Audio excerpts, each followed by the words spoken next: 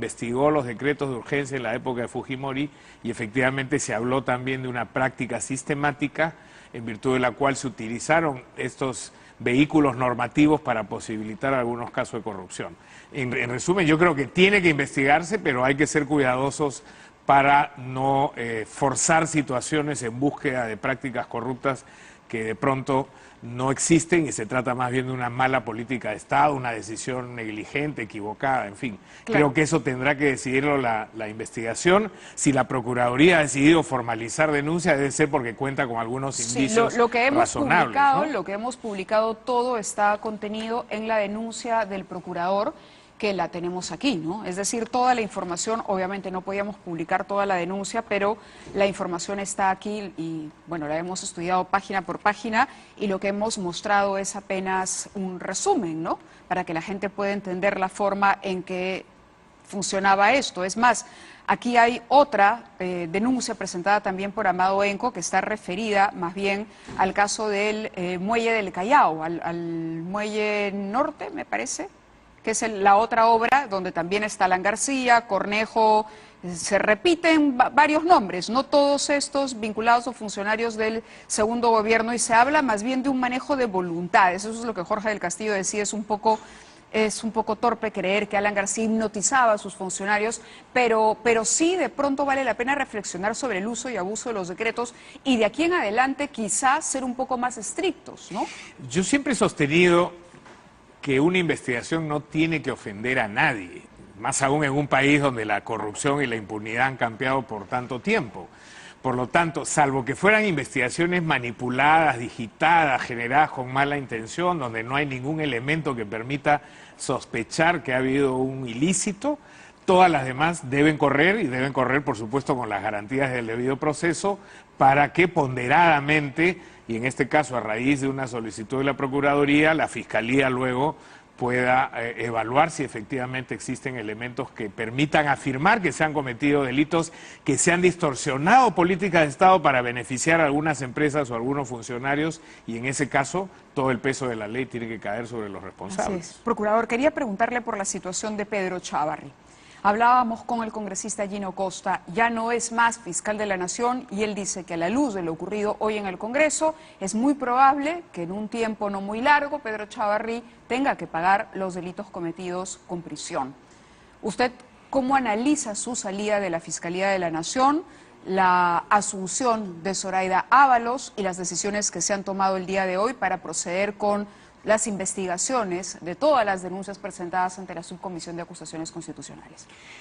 Bueno, yo creo que felizmente para el Perú, este problema que ya venía convirtiéndose en un problema nacional ha encontrado una salida que me parece que es bastante razonable y mejor que varias de las opciones que se barajaron. Es decir, incluso la propuesta del Ejecutivo. Incluso la propuesta del Ejecutivo, que creo que era un poco forzar la situación, generar, como creo que lo mencionamos en este mismo programa, tenía algunas aristas constitucionales que lo hacían controversial. El hecho de que se haya podido encontrar una solución institucional con la renuncia de Chávarri, que finalmente decidió desprenderse del cargo, y que sea una fiscal titular de rango adecuado quien asuma la conducción de la institución, me parece que es la mejor solución, la más razonable y la que promete, digamos, a raíz de las medidas que ha propuesto la fiscal, enfrentar algunos de los problemas endémicos de la Fiscalía. Y esto tiene que ver, por un lado, y eso creo que es lo gratificante y esperanzador en el país, con un componente de movilización ciudadana muy importante, acompañado de un Poder Ejecutivo que no ha rehuido los retos que se le han planteado al frente. Hoy se comentaba en la mañana en una de las radios, y esto ha corrido en las redes también, como uno de los directivos de la revista Semana de Colombia, en un artículo que creo que se titula "Quisiera ser peruano", sí, compara claro, la situación de Colombia con Perú y dice, es un hashtag. Mientras que en Perú, es un artículo que ha publicado la Semana también, dice, ¿no? Le he dicho a mi esposa que quiero hacerme peruano porque mientras en el Perú la ciudadanía se movilizó y logró sacar al fiscal de la Nación, aquí en Colombia con el fiscal Néstor Humberto Martínez todavía no pasa absolutamente nada, pese a que tiene serios cuestionamientos por su relación con Odebrecht. Y hace una serie de comparaciones, dice, mientras en el Perú se hizo una consulta por el gobierno sobre algunas reformas para reducir la corrupción, en Colombia hicimos una encuesta anticorrupción que salió muy mal, la verdad, porque muy débil la respuesta ciudadana, y va haciendo una serie de comparaciones. Y alguien me decía, parece entonces que de acuerdo a los estándares regionales no estamos tan mal, y yo creo que eso es esperanzador en el sentido que efectivamente las fuerzas sanas de este país creo que han demostrado que pueden generar soluciones institucionales como la que hoy día se avisora en la Fiscalía. Por supuesto, esto no debe llevar a confiarnos y decir ya está resuelto el problema. Hay muchísimo que andar, la Fiscalía tiene que revisar algunos de sus problemas estructurales, esa conformación de la Junta de Fiscales, el sistema de elección del fiscal de la Nación, pero si comparamos el hoy con la conversación que tuvimos la última vez o con lo que pasó el 31 de diciembre, estamos bastante mejor. Estamos bastante mejor. ¿Qué pasos tendría que dar Zoraida Ábalos para dejar una huella el tiempo que ella va a asumir la Fiscalía y empezar ese gran cambio que tiene que producirse en el Ministerio Público, que además es plausible que se produzca de la mano de una fiscal, ¿no? Es mucho mejor a que venga una propuesta del Ejecutivo, una comisión de notables e intervenga el Ministerio Público y le diga a los fiscales qué hacer, sino que sea la propia titular de la Fiscalía la que diga, bueno, consciente de esta crisis, empiezo el cambio. Hablamos de la elección del fiscal de la Nación y de la conformación de la Junta. En este momento hay 3, incluyendo Chávarri, que están vinculados a irregularidades. De 5, 3. Es decir, el problema no se resuelve con la salida de Chávarri, ¿no? Por ahí, ¿cómo analiza usted esa situación y ese camino para poder hacer cambios importantes? Creo que lo primero es ser consciente de que la doctora no tiene mucho tiempo, porque tendrá vigencia su cargo hasta que se conforme la Junta Nacional de Justicia y se revise la situación del Ministerio Público, lo cual podría definirse, digamos, en algunos meses o un año. En ese sentido, creo que ella ha hecho bien en decir, ahora que ha asumido la función, lo primero es declarar en emergencia el Ministerio Público. Y me parece que eso es fundamental porque da una señal muy clara de una situación crítica al interior de una institución clave para el país como es la Fiscalía de la Nación. A partir de ahí, ella ha esbozado algunos de los ámbitos en los que cree que esas reformas tienen que darse. Uno es el de la conformación de la Junta de Fiscales Supremos, el otro es el de la elección del fiscal de la Nación, y luego ya hay otros aspectos institucionales. Creo que un segundo paso muy relevante sería que esta fiscal pueda evaluar la situación de las fiscalías anticorrupción, de las supranacionales en materia de crimen organizado, que son en este momento las 2 fiscalías más relevantes para el país, no solamente para la Fiscalía, porque esas son las prioridades que tendríamos que enfrentar como agenda nacional en materia de criminalidad, y reforzar esos mecanismos. Si uno va a los despachos de los fiscales anticorrupción o de crimen organizado, lo que va a ver es realmente escalofriante. Rumas de expedientes, con poco personal, sin recursos muchas veces para poder avanzar en estas investigaciones que son prioritarias.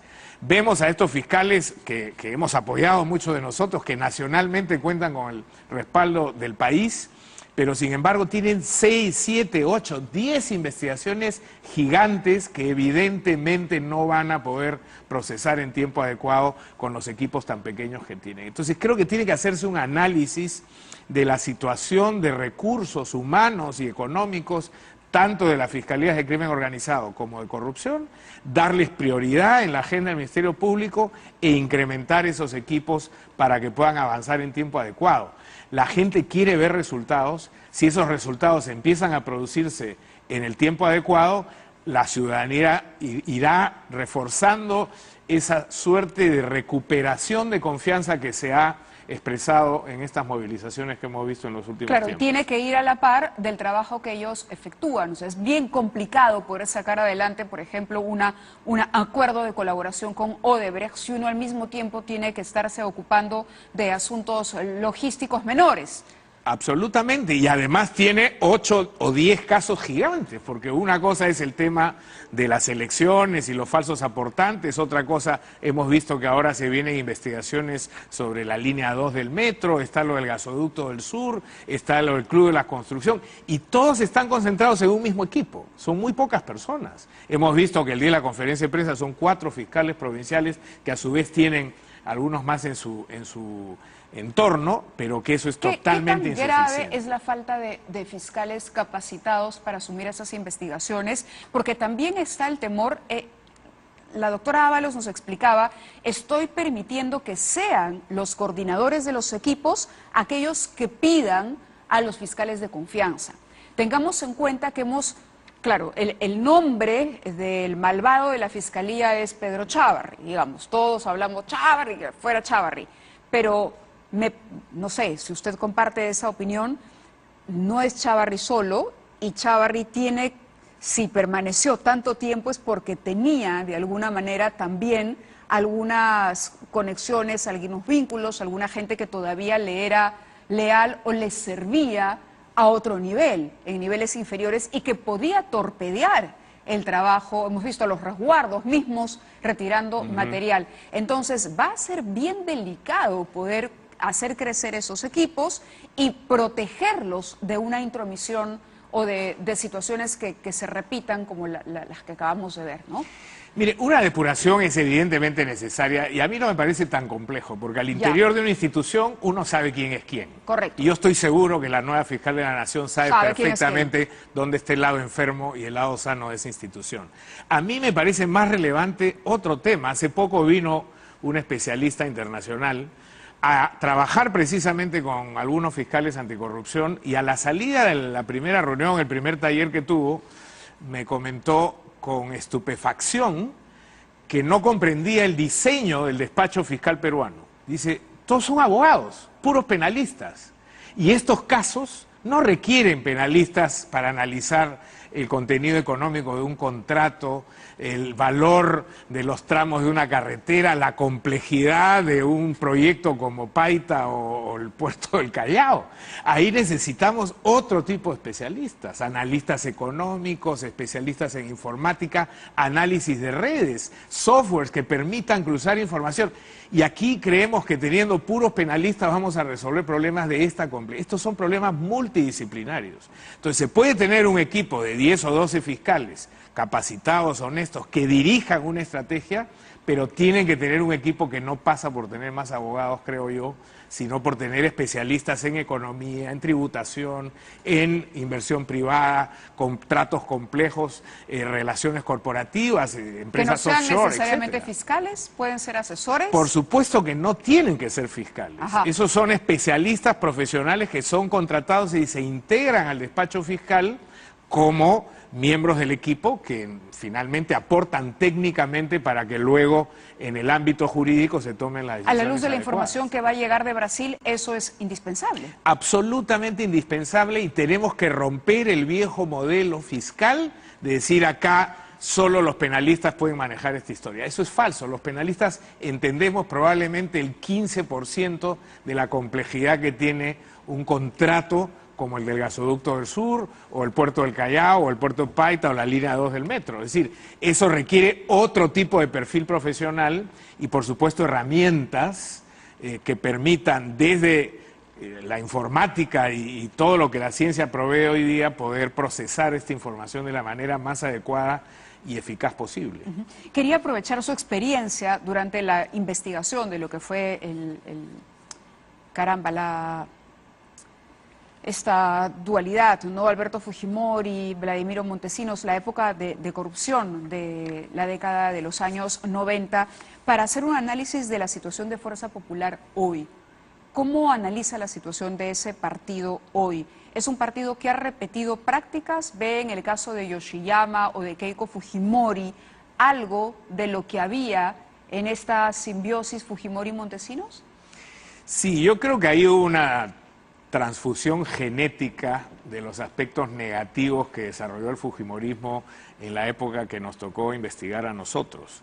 Y era básicamente un una estructura muy vertical, muy autoritaria, con muy poco respeto a la ley y dispuestos a arrasar con lo que se les ponga al frente con tal de conseguir determinados objetivos. Me parece que en esta nueva generación de fujimorismo habría que agregarle un ingrediente que no vimos tan acentuado en la primera etapa, que es una agresividad en el debate público y el ataque a sus adversarios, que creo que finalmente les ha hecho pasar esta factura. Pero que hay un continuum entre la forma en que se estructuró este ejercicio de la política en el fujimorismo del 2000 a la que estamos viendo ahora, sin duda alguna.